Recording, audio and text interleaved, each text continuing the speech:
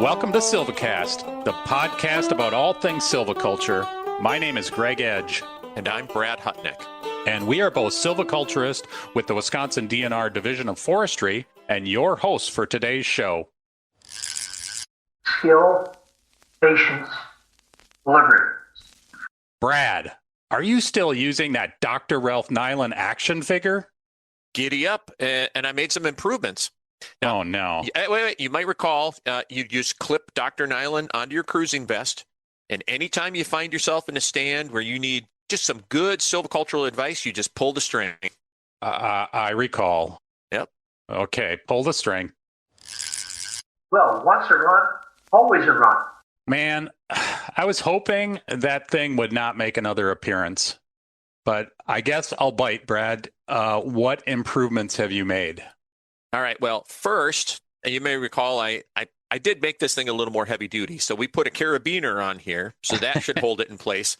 The shower curtain hook, that was just coming off in the hazel, and that I almost lost him twice. Oh, I can imagine some hunter in the woods finding this freaky doll, and he pulls the string and just spooks him out. Yeah, well, we don't have to worry about that now. And so second improvement, I even added some more sage advice. So check this out. Hutnick, stop your whining and move it. Wait a minute. That does not sound like Ralph at all. He's way too nice for that. Well, remember that day we were taking regen plots at Sandhill Wildlife Area, and it was like, surface of the sun hot? Yes. And I just wanted to add some, I don't know, kick yourself in the butt quotes, because some days it's a little unpleasant. You just got to keep things moving. Okay, well, yeah, that wasn't a very unpleasant day. Yep. What else do you got? All right, you'll like this one. A brilliant application of relative density, Brad. Tell me more. Oh, geez. Now I know you're living in a fantasy world. Okay. I used a little creative license. But the important thing is how the action figure makes you feel, Greg. and Dr. Nyland has inspired me and foresters to become better silviculturists for decades. And you know what? I think he would even approve of it. Well, we'll see about that. I can agree with you that Dr. Nyland has taught and inspired foresters for years. So guess what? You can actually show him the action figure yourself. Because today on Silvicast, we'll be having another conversation with Dr. Ralph Nyland, Distinguished Service Professor Emeritus of Silviculture at SUNY College of Environmental Science and Forestry. Today, we're going to talk with Ralph about the challenging and sometimes perplexing silviculture around converting even-age stands to uneven-aged management. Perfect. Now I can get more quotes.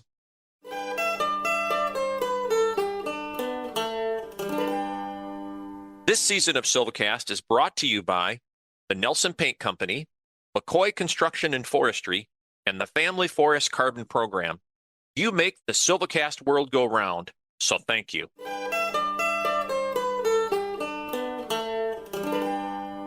Dr. Ralph Nyland, welcome to Silvicast. Thank you.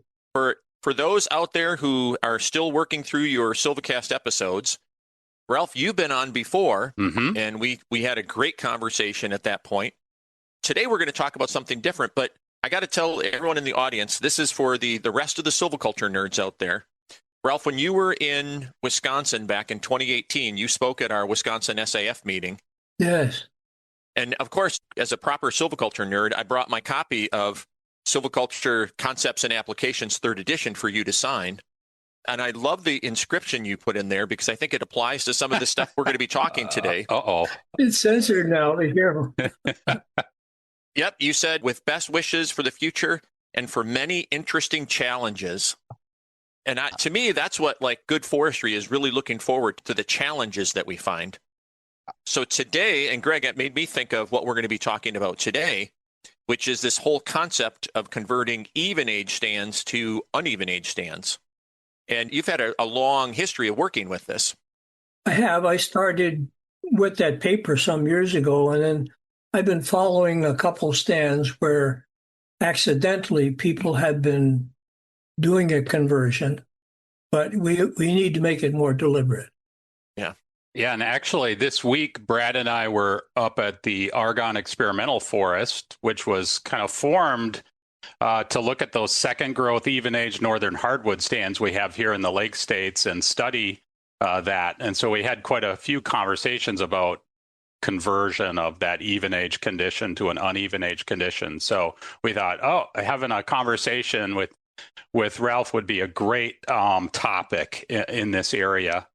And I was just kind of holding my breath when Brad was reading the inscription in the book. I thought maybe you had put something about their best of luck, Brad.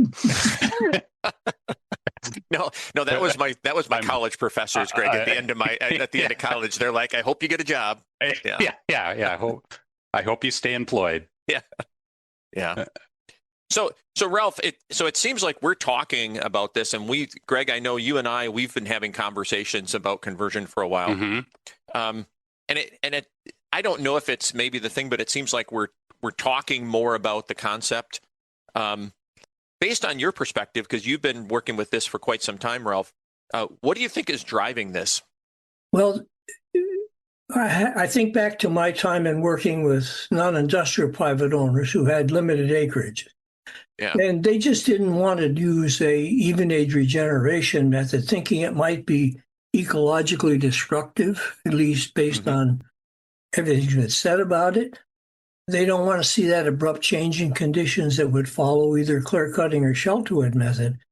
And I think consistent with that, many non-industrial owners and many others too just want to have a continuing forest cover to realize somewhat consistent values and yields from their forests and look for greater stability in what happens within a stand than you get with even age development. So landowner objectives really many times drive that desire to move that stand to an uneven age condition so they don't experience some of those things you described. Yeah, I think that's true. They may want to add some greater structural complexity. That's been hyped a lot of late and a theme for many people. Uneven age stands with their greater structural complexity provide for a different kind of habitat for plants and animals. And they provide a greater stability or consistency in the hydrologic conditions and the visual qualities and whatever values are associated not only with complexity, but also with tall tree cover. So conversion, a long, patient process gives one way for people to try to address those concerns. I think in all of this, though, it's looking for some kind of consistency through time that they might get from multi-aged stand rather than a single cohort one. I know from talking to a lot of landowners, it does feel like, sometimes we consider a lot of that, but I think it is sometimes just really the aesthetics of it too, right? Like people don't want to look at what that even age management looks like. And so maybe sometimes we couch it in the ecological, but it's really just them thinking, I don't want to see that. And so even if it is a two-aged or like you mentioned, multi-aged, no matter what it does, at least it gives them some respite for their eyes. Agreed. I agree. That to me, that's a driving factor in many of the things that have been controversial over the last several decades. It's a change in visual quality. That's what sparked the clear-cutting controversy in the Appalachians. You remember when the senator went squirrel hunting and didn't find his stand there anymore? Oh, yeah. Therein kind of lies the challenge I see for foresters to meet those objectives and move those stands from that even age to the uneven age condition. So we've had, as Brad said, a lot of conversation about this, and we've tried it in different ways. But what are some of the conditions, Ralph, that you think should be present for the conversion process to be successful? I know here in the Lake States, for example, we talk a lot about even just the assessment of that stand initially is a challenge for us to determine, is this an even age stand? Is it an uneven age stand? And so making that determination sometimes, for example, in northern hardwoods is a challenge. So I guess, yeah, what are some of those conditions that we need to be thinking about? That question is the most important in all of silviculture, to know what you're working with.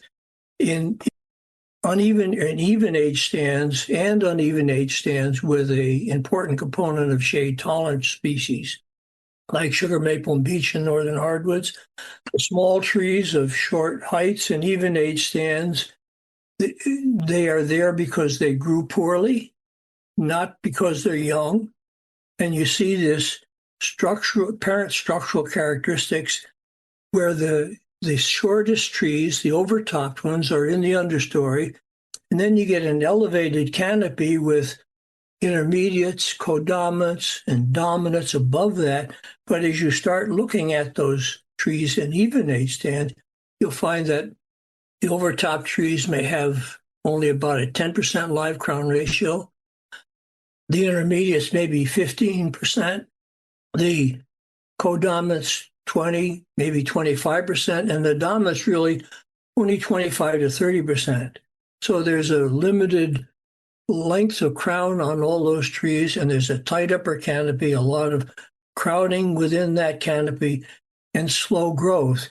But if you do a thinning, the truth is that the intermediate size never get big. It's like in agriculture with pigs. Once a runt, always a runt. And that's what's going to happen with small trees in even age stand. Now contrast that to uneven age stands, where you'll find an irregular canopy layer. You'll have short trees that are young and intermediate trees that are mid-sized and old trees that are big. And they'll all probably have something like a 40 to 60% live crown ratio in managed stands. So if you do a cutting and thin out the canopy layers, the small trees really grow. In fact, the data we have shows that the small trees in uneven age stands grow faster than the large trees. So you can depend on those small trees in even age stands. So you cannot go into an even age stand and do a selection-like cutting, something that mimics the selection system marking guide for even age stand, and expect anything but long-term disaster. It just does not work. So getting back to the most important question, take time to examine the stand and make a determination. Now, there are some things you can look at besides the live crown ratios. The bark patterns in small trees of even age stands look old. In uneven age stands, they look young. The canopy is elevated and tight with a gap between the ground and the canopy. In even age stand, there's a continuous, what I call a green wall of foliage in uneven age stands. And those help you to understand or make a decision about even or uneven age. So don't do these selection-like cuttings to mimic selection system, but you need an entirely different strategy if you want to start converting an even age stand to a multi-aged arrangement. You know, Greg, it's probably an indictment of a lot of our management where we've been doing stuff like this. But when you think about that inversion of growth, right? So where your bigger trees aren't growing faster, your smaller trees are growing faster. I'm just trying to think of, there aren't many places where we actually see that, where we're doing this work. I mean, like, and we don't oftentimes look at the growth rates, but I know a lot of times we've seen smaller trees and they're still growing slower, even though we've worked with them in an uneven age condition or worked toward that uneven age condition. I was thinking about just in that assessment process of oftentimes we don't look really closely at those growth rates, but just could we look at those growth rates of the different sizes in a truly uneven age stand and see what you're saying, Ralph, is that we do still have good growth rates in the small trees to help us make some of those determinations. You can look at the crown and really make a pretty good judgment. If the tree has a large, full, vigorous crown, it probably is growing well, has good vigor. If it has a small, short, narrow crown, it's probably not growing well. And the small ones never do rebuild a crown adequately. They'll get better, but never really good. You know, Ralph, So you've been thinking about this. I know you wrote a 2003 paper that talked about the even age to uneven age conversion process. And it was kind of interesting. I liked that where you talked about uniform cutting and then kind of a patch cutting as strategies that we might employ if we were going to work through this. So maybe for our audience that, we haven't all read that, but what's the difference between uniform cutting and patch cutting and maybe some of the other things that you've been thinking about? Let's think about the uniform cutting strategy, and we're talking even age stands now. Yep. So essentially, you need to thin the upper canopy a bit, but really take out the small trees. And I vision that as kind of a C grade thinning from below. You cut the overtop, you cut the intermediates, and some of the codominants, enough to give some light around the crowns of the better codominants and the dominant trees. And so, Ralph, with that C grade, you're taking that down on the stocking chart. You're going to the C line. So going below the B line, no? You take out the intermediates and some of the lower codominants. Okay. But back to 60% relative density. Oh, okay. Got it. Yeah, you want to maintain that full net production per acre. Okay. Then when you do that, it'll brighten the understory sufficiently that if you have a stand in reproductive mature age, you should get an understory response. It'll be not just trees, but you should see some herbaceous growth as well forming down there. The key is you have to wait until you get a reproductively mature tree, and that'll be anywhere from 50 to 70 years of age before you start this.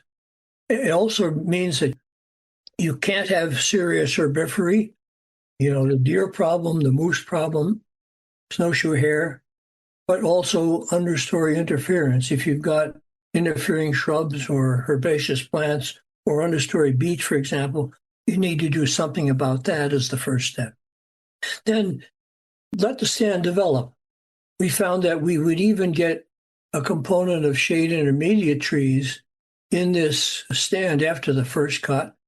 But so 10 to 15 years later, you thin again. Now this time we're going to use a crown thinning or a modification of that to free the crowns of the best dominants and the best of the codominants at uniform spacing.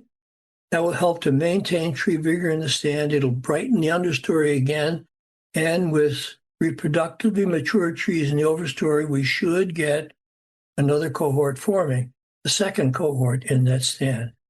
And then, as time goes on, we'll repeat this process at recurring intervals, possibly needing to lengthen the return time as the stand gets older, or even put a pause and just wait long periods of time, maybe after the fourth or fifth entry, so we get enough upgrowth from the younger age classes to allow for an operable cutting in.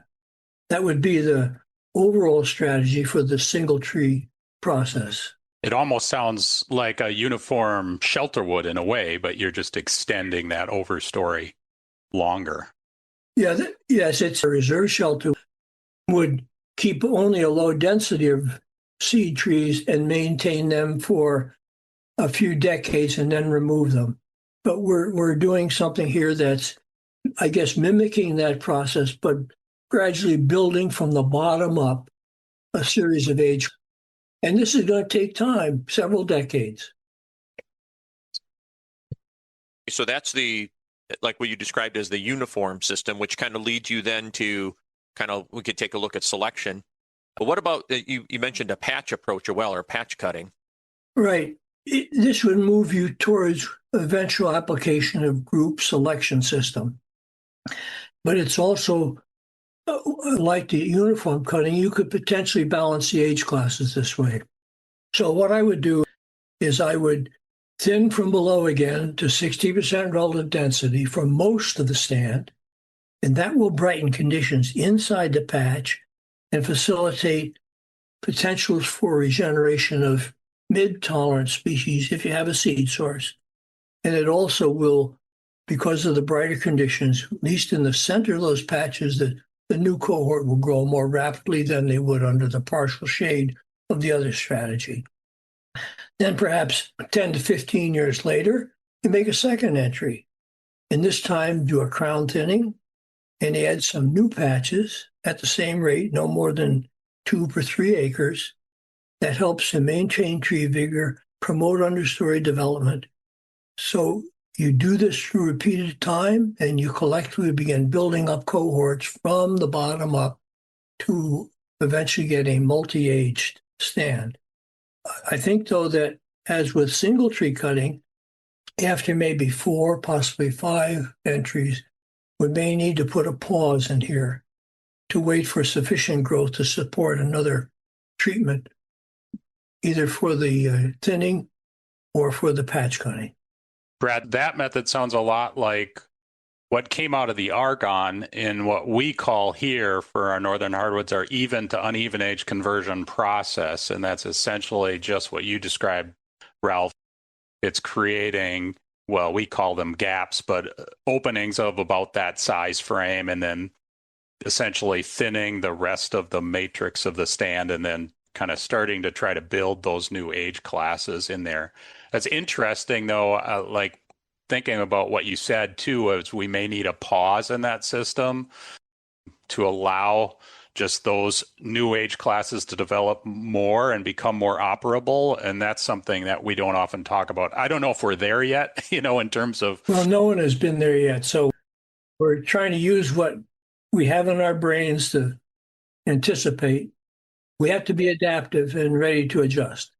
With the patch system, thinking more, that may have a greater application across a wider range of cover types as well than maybe just that selection, kind of one that leads to selection too. Yeah, I think that where you're depending on species of lower shade tolerance, that would be the truth, yeah. Perhaps in some of the oak types, but I think in northern hardwoods it would work, and in spruce fir it would work, and in many of the mixed wood stands it would work. If you're dealing with ones that have a little lower shade tolerance, could you change up the size of those patches a little bit just to get a little more brightness in them? Well, you could, yeah. You'll have to use your judgment here, but remember, the bigger you make that opening, the fewer you have in the stand. So the bigger patches might very well work better where people have larger properties, and just accept the fact that on limited acreage owners, you're going to, and in many cases, you're just going to make a conversion to mostly shade tolerant species, and any mid tolerant tree you get is kind of a bonus. Mm-hmm. So you take it, but don't plan on it. Yeah. So Ralph, those two methods, and then are there any variations or other systems people could consider to look at that conversion, or variations on those?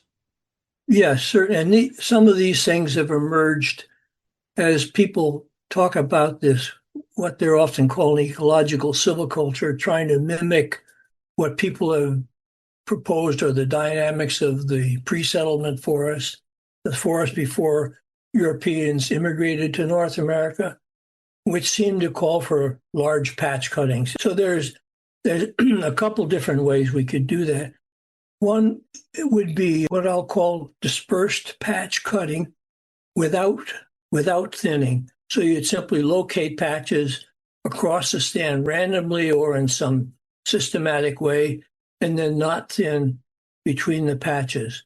As a first entry, you would cut those large patches perhaps as wide as 2 times the height of adjacent dominant trees, and even covering areas of 1 to 2 acres in some cases. Now remember, when you have a width of at least 2 times the height of adjacent trees, conditions at the center of those large openings will resemble clear cuttings. So there may be some advantages to that, but you need to be cautious about any downsides of that clear cutting. You will get brighter conditions at the center of the patch, and that improves the chances for the less shade tolerance. And it will also facilitate rapid height growth of whatever regenerates within the opening. But don't thin between the patches. Allow the natural dynamics to change there.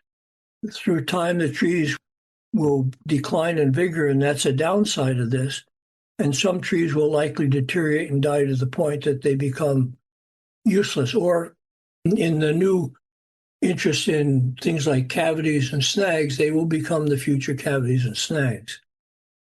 Then at regular intervals, you need to return from another series of patches located adjacent to the original ones, perhaps, and do this periodically until you eventually cover the entire stand.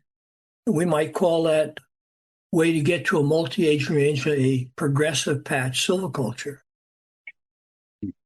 Ralph, I'm curious if one were thinking about that, would there be prioritization of where you would put patches within the stand? Like I'm thinking about advanced regeneration or maybe adjacent to seed sources for things you would want. Would you work to set a criteria for that or just make them kind of maybe regular at some distance within the stand? Now, you could do that. And I think that's where the on-the-ground inspection in advance, doing some inventory to figure out what's out there. The problem with normal inventories is you don't know where these things occur. So with the new GPS things, you could mark the locations of trees you want to use as an adjacent seed source, for example, or where you find a scattered patch of advanced regeneration. But yes, take advantage of what you find there. That's where a thinking mind becomes the essence of silviculture.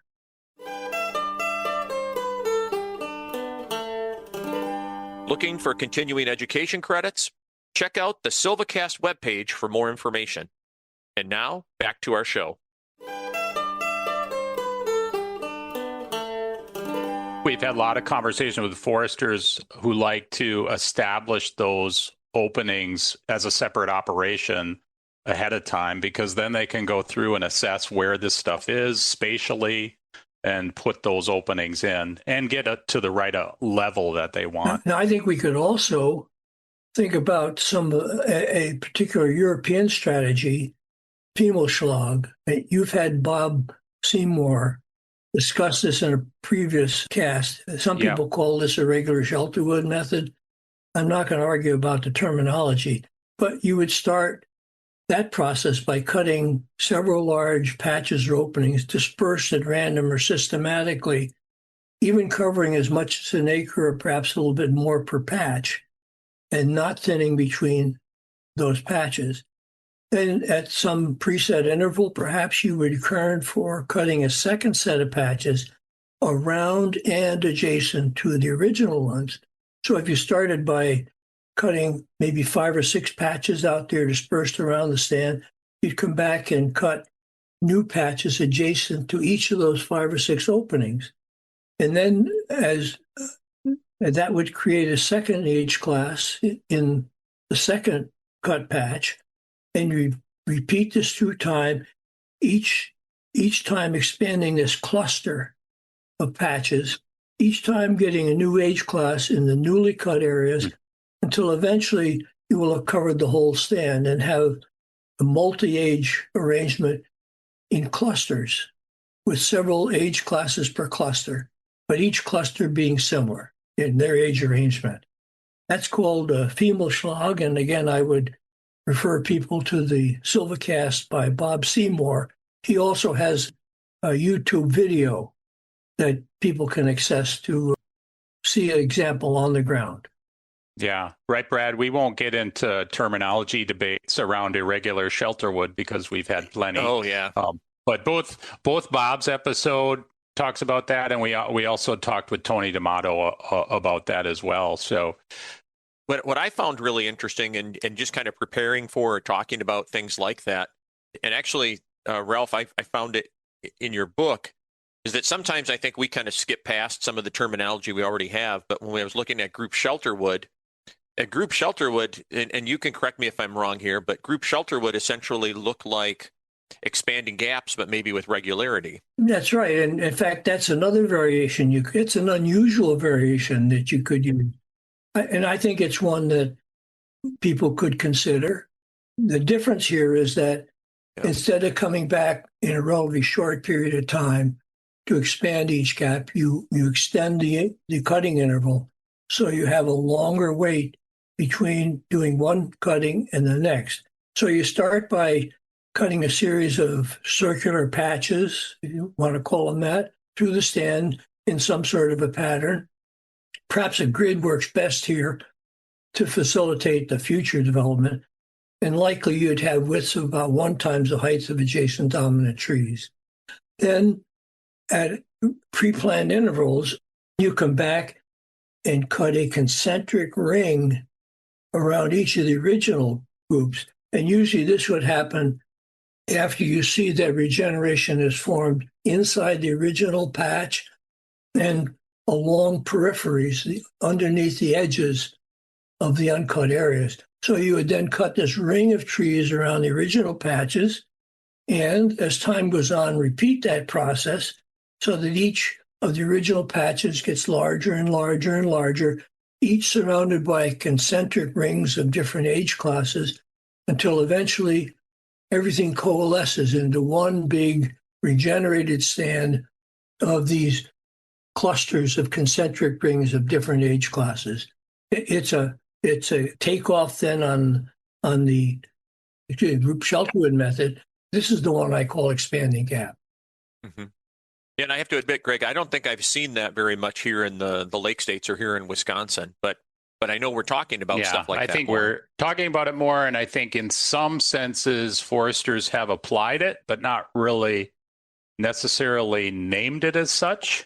You know, they've gone in and reacted to openings where they have regeneration and then seen it around the perimeter, as you said, Ralph, of that, and then expanded those in their marking, but they just maybe didn't call it a particular name. The name is less important than the concept. Well, if people have in mind what they want to do and have a deliberate plan for doing it, that's the important part. Yeah. I guess that's what I was thinking when you were talking too about, we discuss a lot about the terminology and the names, but it really goes back to the silvics of the species. And as you said, assessing the stand and being deliberate about what you're doing. Yeah, these are models, conceptual models. And we know that every place we go, something will be different. Yeah. And that's where a forester, someone skilled in silviculture, will make the difference in interpreting what's there and figuring out what to do next. I'm curious, Ralph. So we did mention, like, with some of the with the first conversion process, you can't really go in before you're getting seed production in that stand because you're basically not going to have anything to populate those openings. So are there general rules? Is there maybe you can't start it? Is there? So I think that's recognizing maybe we can't start it too early in some stands, but could you start it too late in a stand too? Are kind of thoughts about like parts of the life of a stand where maybe it's most appropriate to try conversion? Well, I'm not sure it's ever too late, but the most important part is that you must wait until the stand has reproductive and mature trees in the overstory. And then you can plan on getting some seed, but you want abundant seed so that it blankets the understory of the ground. There's another factor. You could probably start some of that as early as, say, 50 years of age in northern hardwoods, but you won't get an operable cut. So I would recommend waiting until you could get a first operable thinning in the stand. And in northern hardwoods, that probably comes more like at 70 to 75 years of age.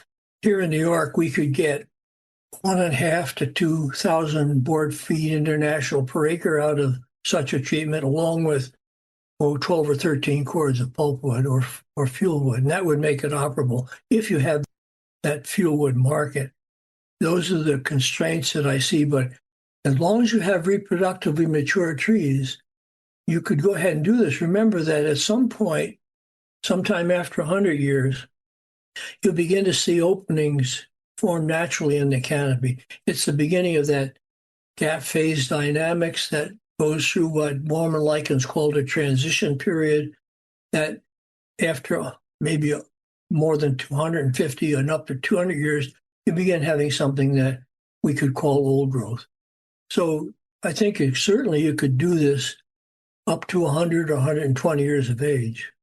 I suppose the caveat would be with some, like say we weren't in northern hardwoods, if we were in oak, that just as long as you're going to be able to hold that overstory through that long period of time. I guess that's one caveat for thinking about this and other things other than, say, northern hardwoods. Yes.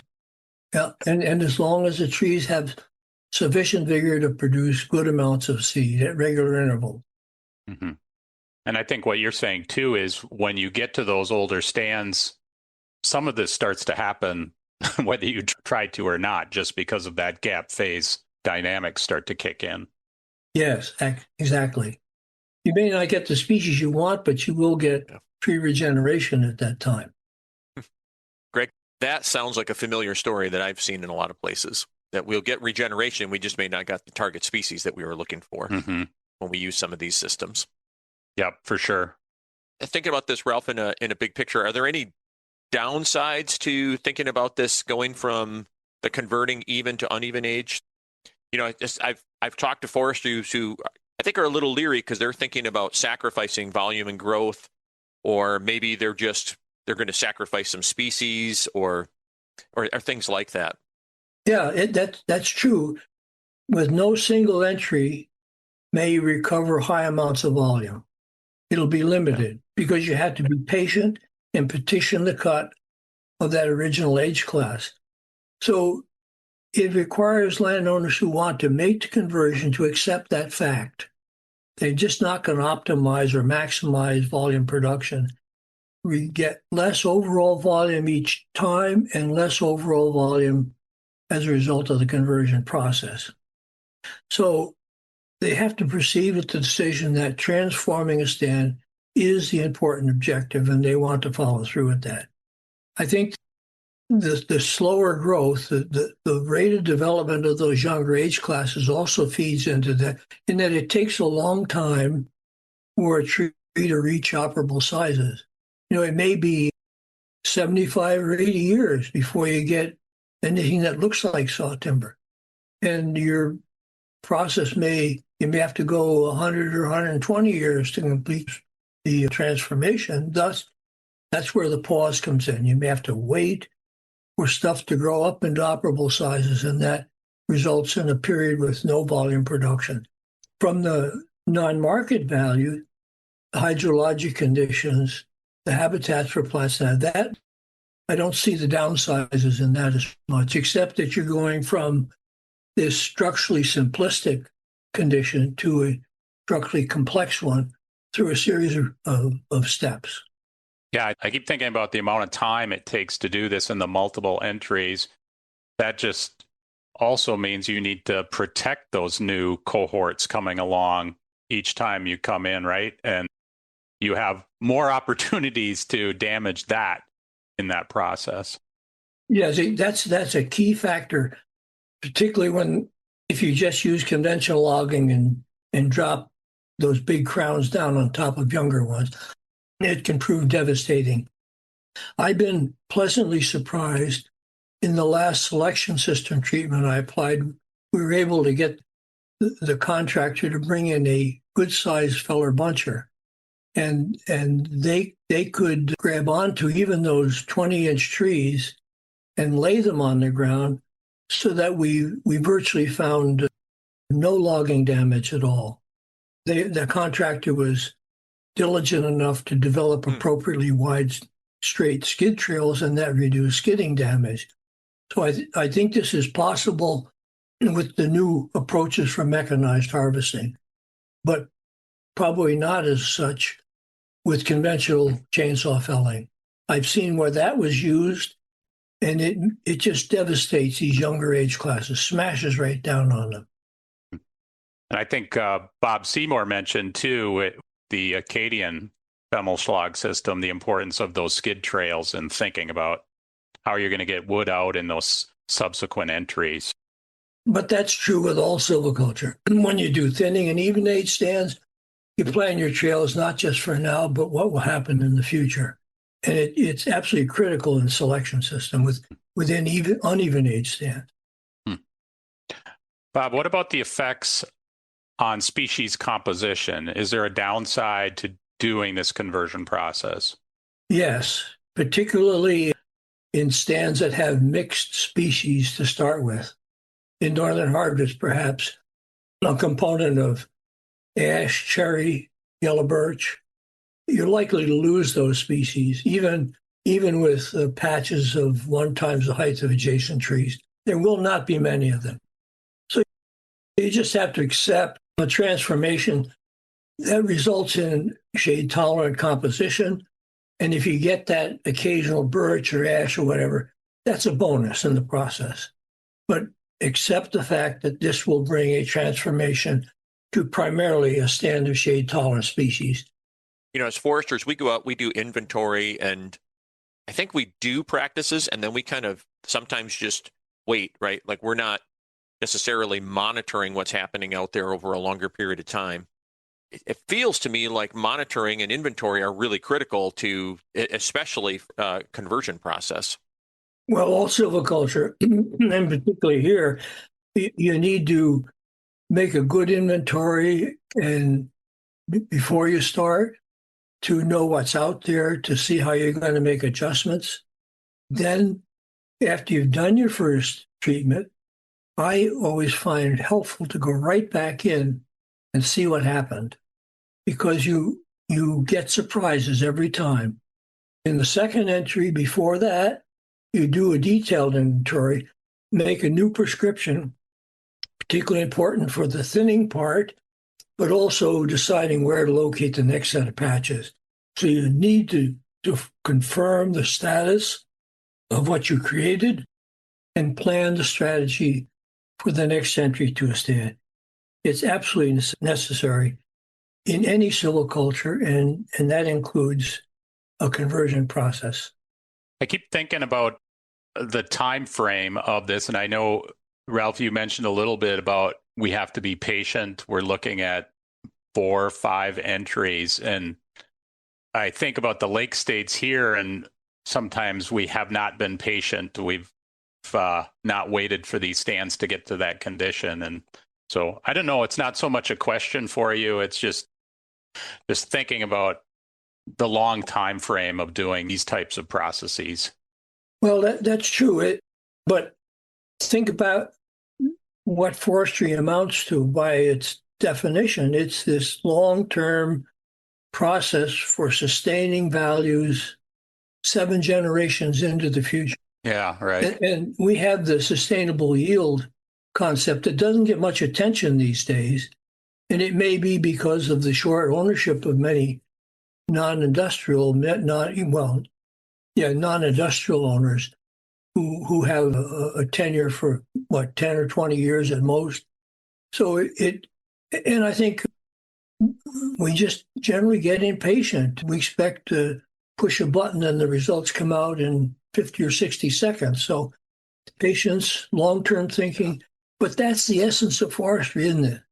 And it's the critical part of silviculture to remember that when we do something in silviculture, we're setting up a residual stand to grow and develop into the future. So silviculture is the process of creating residual stands, and then long-term will grow and develop to satisfy the interests of a landowner. Yeah. It sounds like something I've heard other professors or foresters talk about, like when you're working with the stand, don't worry about, in a way, you're not as worried about what you're taking out as what you're leaving behind, because that's what you're going to be working with as you go forward. So Exactly. Brad and I like to ask our guests a question, and I think you kind of already just answered it, Ralph. Which is what, Brad? What's that question? Well, it's, if you were going to give a piece of advice to a forester starting this process or anything like this, any kind of topic we're working with, what would that be? I always told my classes at the last day of the semester, when all else seems to fail, think. Yeah. We have brains. We have good brains. We have brains we've filled with all kinds of understanding and knowledge. And there's nothing mechanical about silviculture. You don't do the same thing over and over again.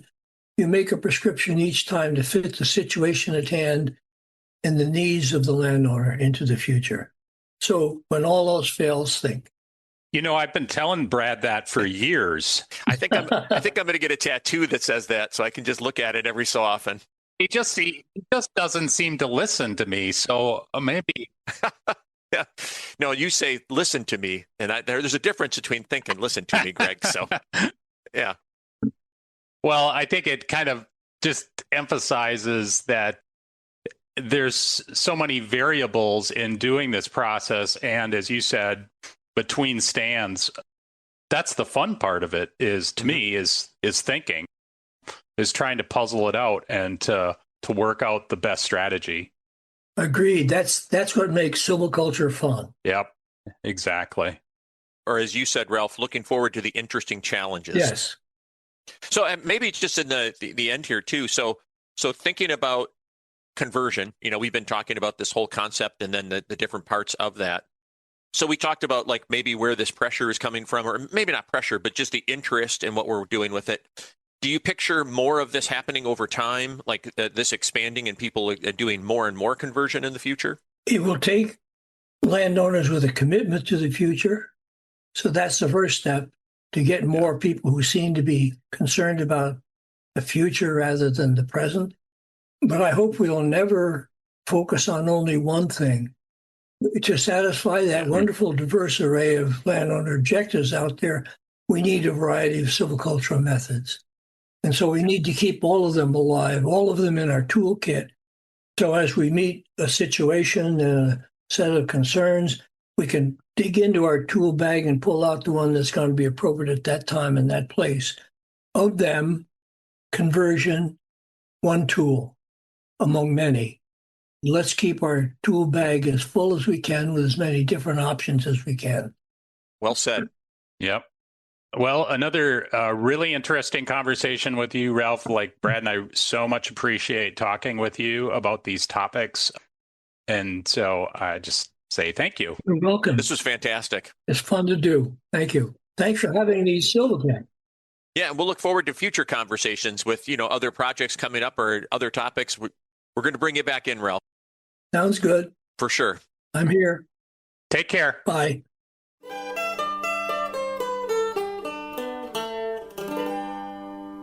I just love our conversations with Ralph Nyland, Brad. It almost makes me wish, and I emphasize almost, that we could fit all his knowledge into that action figure of yours. Yeah, be careful what you ask for, Gregor. AI's on the way. We're going to improve this thing. But hey, do you remember on our first episode with Ralph we did on single tree selection? Yeah. I went back and listened to it, and I forgot we had a limerick on that show. I do recall that you wrote a limerick. Yep. And you actually put it out there as a quiz because it was a riddle. And it was good. And it inspired me to write another one. I don't know if it was good, but you wrote another one? I did. You're going to read it, aren't you? I'm going to read it. You can't stop me, Greg. You might try, but you cannot stop me. Okay. There once was a forester from SUNY whose vest held his tools close and handy. He measured each tree with great jubilee and waltzed to the tune of sound forestry. Yeah? I should just cut you off right there and say thank you, Greg. You're welcome. Okay. But aren't those lines supposed to rhyme better? You had like SUNY and handy? Yeah, they end in Y, Greg. You're getting so picky. You see, this is why creative people have hard time in regular society, because people like you ask for details. That's just go with the flow. Whatever. In any event, thanks for listening to today's episode of Silvicast. If you have ideas for future episodes or a question for the Dropbox or comments on limericks or anything, just let us know. You can reach us at UW Stevens Point's Wisconsin Forestry Center by emailing wfc@uwsp.edu. Now, feel free to include a sound file of a question so you can record your question and send it to us, or just send us a comment or whatever you want. But always remember, we learn best when we wrestle with questions, so please keep them coming. And take care, everyone. And as always, thanks to our team, Susan Barrett, our editor-in-chief, Joe Rogers, our IT master, Theme music by Paul Frater, and of course, UW Stevens Point's Wisconsin Forestry Center.